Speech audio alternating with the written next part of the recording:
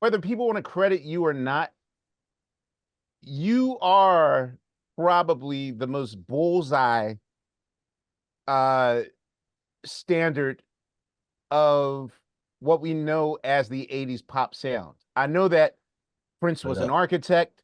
I know that Michael was a god and all that stuff, but when you sort of clean the room out, I can only imagine what your life is like once you have the success with Whitney. But who was your guide to even, because I feel like every creator needs something to sponge off of to be like, all right, this is what I'm going to create. But even at that, what was your phone line like? What was your life like? Like, I'm not even getting on like the effect that it had on Whitney.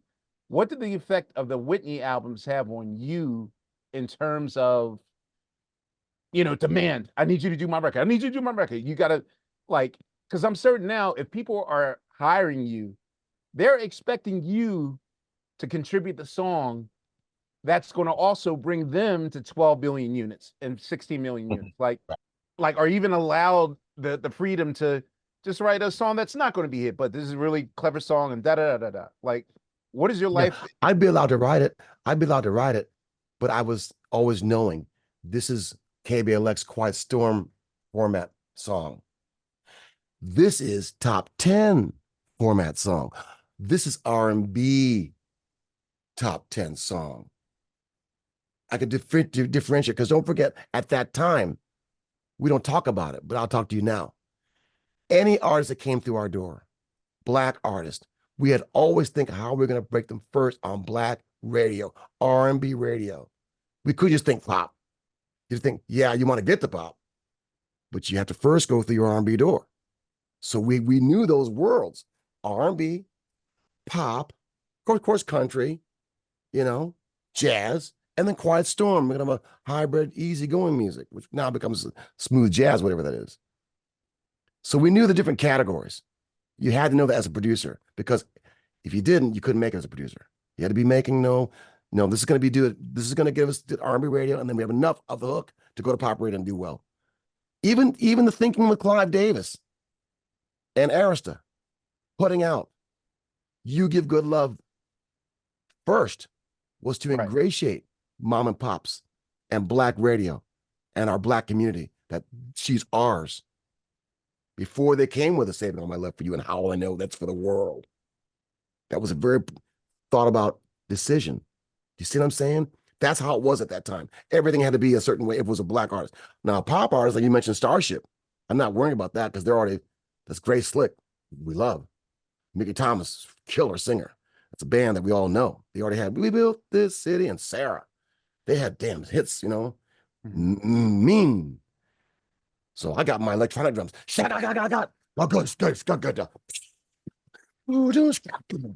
Put that funk drive on it on a Diane Warren song. That became her first #1. And it was so strong, I knocked myself out of #1. George Michael, Aretha Franklin, New Way for Me, knocked myself out of #1. That's how it was at that time. Because the drums, the sound, I knew was the power. You have wait a minute. And we changed the sound to be like mighty. And don't forget what our competition was. Your friend, Prince. He had the hell of a drums. He knew it. And not only did he know it, he put his foot up your butt about it. Those drum tracks he put down, look at Purple Rain. And the sound is almighty. He was a mean scientist. And everyone, you want to be competitive, you better be able to get down with it with these new machines, or you're out. Can you please tell me about the sessions of Aretha and George with I Knew You Were Waiting for Me, but could you also tell me about Aretha and Whitney's It Isn't, It Wasn't, It Ain't Ever Gonna Be? Oh, yeah. Yes. Like, did they do them together, or what was those sessions like? Well, there's two different records you're talking about now. Right. You asked first about the George Michael record. I'm excited. Sorry. Okay, I am too. I am too, man. I am too. Okay, so dig on I Knew You Waiting for Me as a Clive Davis pick. Clive said, I've met with George Michael. He wants to do a song with Aretha. He loves Aretha. I said, okay. And he said, I found this song. I'm gonna send it to you. And Clive sent me the song. And powerful song, I Knew You Waiting for Me. But again, it's the magic of my team to bring those chimes with Corrado on the synth guitar on the very beginning against the drum. So you have to understand at that time, you had to have this new sound before anybody even opened their mouths. Just the sound of the record had to be like a hit. Kind of like Motown was a hit. I know you want that was a hit. See what I mean? So Right. in the electronic world, we had to put that thing down to sound good in this room with and then lay it all out with the vocals, backing vocals, all sounding finished. Then when I went to Detroit, I had 3 days, and they were on tape. So we only have 10 tracks a piece for Aretha and for George. Aretha comes in the first day, lays out her verses and choruses, and then not blowing on the end. I want to save that for a live thing with George. Then the next day comes in George. Aretha's not there. George is very nervous. He's very nervous. And he's a control freak. He's only produced himself. He's only had one guy produce him from that, do they know it's Christmas time? Besides that, he's done his own masterpieces. So we have 10 tracks for George. I want to say this because this is important for my life. Yes. George goes on the mic and he sings the song. And he goes almost through 10 of those tracks. He goes through those 10 tracks. And I happen to know the first 4 tracks are my record because he was so strong. As he's gone to the 6th and 7th and 8th track, is diminishing a little bit. He says to me, go back over those first tracks. I want to do more vocals. And that's when I became a producer. And I said, no, we're not doing that. These first 4 tracks, 5 tracks, that's my record. That's the record. You think you're getting better, but in fact, you're diminishing. How do you Jedi mind trick an artist to get out of their head? You have to say, just trust me. That's all you got to do. Because you say, go home. Let me comp this. When you come back tomorrow, I'm gonna play. I stay up all night. Go home. I'm gonna put it together. And when you're here tomorrow, you come in fresh to do your backing vocal. You come in fresh to do your ad-libs with the queen. Get your rest, because that's gonna be the challenge. And if anything bothers you tomorrow, then we can do that. After I've had a chance to comb through what I know is my hit record. And then he said, okay. But he looked at me like, who are you to talk to me like this? He looked at me like, who you think you are? But I had to let him know, George, you think you're getting better. But in fact, these first tracks were mighty. Yeah. So then he gave in. He gave in. The next day, that was genius because now he's meeting the queen. And the queen's happy to be meeting him because he's a big star. And then what it is, we have 2 mics. I have enough to do 4 rounds of ad-libs on the ending with 2 tracks a piece. And Aretha goes easy on those first tracks. She's, just filling them out like a prize. It's like a prize fighter. She is a fucking prize fighter. She's a prize fighter. But then on the 3rd and 4th go rounds, she let him have it, man. And that's on that record. What you hear. And he's stunned. He's stopped because he could handle the power. No one can. So what I'm saying to you is I'm very proud of that record. Not only because it's number 1, because the friendship that George and I made of him trusting me and me having to be strong to say, no, we're stopping. So like that. You do the same process with Whitney and Aretha? Like, Whitney, do you prefer them to sing that apart, song, or that song, they were together. Cut the tracks here, go to Detroit, United Sound with my engineer, Dave Fraser. We fly over together, United Sound, in the same studios where George Clinton would be hanging out. I know. We want the funk, all that stuff in those same rooms. Q-Tip has that board now. Who does? Q-Tip has the API board. Yes. Okay. The API board. Okay. Well, so what was that session? It's again, like, you have 2 women at the top of their game, 2 gods at the top of their game. How are you refereeing how the song's gonna go? That you're allowed to tell me. And I can tell by the look on your face, you gotta hold some stuff back. So they're both in heaven. They're both looking down upon us right now, and they're hearing us. And they give me love. Because it was love. But this is what I gotta share with you, what you know. Aretha Franklin, I mentioned to you, a prize fighter, is true. Whitney Houston's one of the greatest of all time.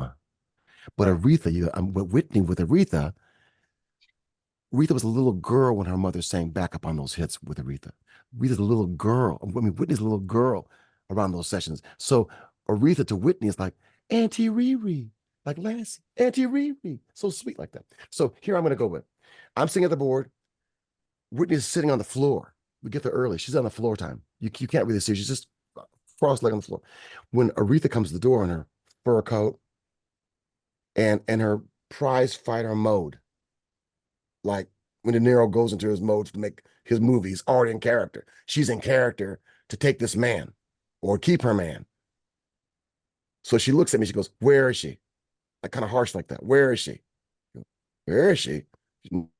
Now you throw me off. Where is she? Wait. Oh, you mean Whitney? She's right here on the floor. And then she peers down and look at Whitney, you know.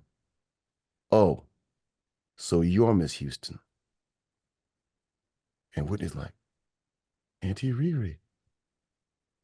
The cast was spelt right there. The song would be like, how you going to take my man? How you going to even sing about taking my man? She put that thing on it right from the very beginning. Right from the very beginning. We did the song. Whitney is so effortless at that time with her vocals. She did the most killer riff I've ever heard her do. And then she left because she could feel that it wasn't a good vibe. And Aretha stayed. Aretha said, go to that part of the tape where she did that incredible thing. She punched me in right after it. I said, okay. And we did. And she punched me in there again, make sure I'm doing what I want to do. Because she wanted to make sure she was bringing her fire as strong as what Whitney had done, just effortlessly. Yeah. And we did. And then when she got what she wanted, which was killer, she left. But then she called me back on the phone and said, do you think I was too harsh today? I said, well, you might want to give her a phone call. She said, yes, I will. She said, I was in character for the song. I said, I know you were. But damn, when you're in character, I mean, you're like life and death, man. That's the thing. I always see a duet as like a collaboration. I never like I'm not thinking that like Michael Jackson, Paul McCartney about to start brawling. You know, like I'm gonna out sing you, you're out singing me. I think as the average listener, I wouldn't listen from the standpoint of like who's gonna win this battle. I'm thinking of like how they're gonna create magic together. It's so weird that how artists get in their heads. Well, wait, I might as well throw one more thing in because if I remember correctly, I believe on that record, there's also the opening song is James Brown and Aretha Franklin. Yes. How was that session? Because I've talked to Full Force before about working with James Brown, and there's a lot of punch-ins and whatnot. Like when, James is my hero. You know, you're a drummer, so you know the power of Cold Sweat. The power of Cold Sweat, what they put down was just like so far ahead. If you want to be respected as any kind of drummer, you had to be able to play Cold Sweat.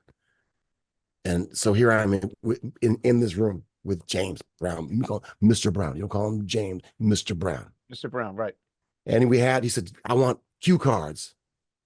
And first of all, he thought, where is she? You know, he wanted to see Aretha. I said, well, she's not here. You're coming in to sing your parts, and I'm going to go to Detroit and put her parts. So he was sad because he really had a kind of a romantic thing in his mind about Aretha. Right. It'd be great if the king and the queen came together and he was all there, you know. So we made these big cue cards. So here I'm holding big cue cards. You know, I'm kind of throwing them away as he's singing the song, throwing cue cards. But that's how he recorded. And he's a killer, just doing his grunts and his stuff and reading the cue card and kind of being spontaneous. It was a killer session. I loved him. I loved you. And also, I knew he likes to play organ. So I had my organ in here. You go and fiddle with the organ and play that. You let him play organ? Yeah, I would. Yeah, no, I would because I know it'd make him happy. See? And then he would say, "You're the only one keeping the funk alive." Damn, Mr. Brown, thank you for saying that. You're the only one keeping the funk alive. Said, damn, okay. So then I went back and put Aretha on it, and Aretha killed it too. It just wasn't meant to be. And Prince, your bro, did a remix on that record. Did you know That's that? right. That's right.